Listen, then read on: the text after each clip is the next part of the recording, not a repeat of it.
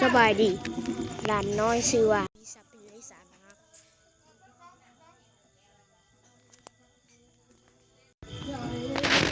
อ้าวแป๊บเฮามีแอปพิเศษก็คือ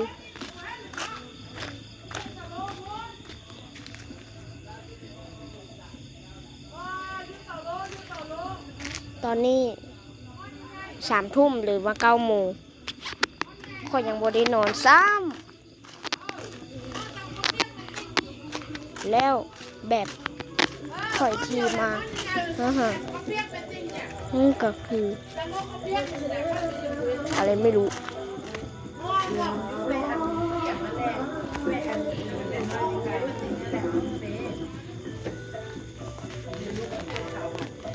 ค่อยนั่งยืนรถจักร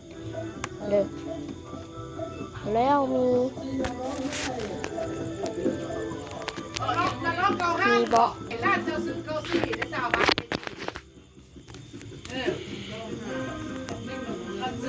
เกี่ยวรถนี่ก็ฝากกดไลค์กดแชร์กดติดตามและกดกระดิ่งให้หลานน้อยเลยเพื่อจะบ่พลาดคลิปใหม่อีก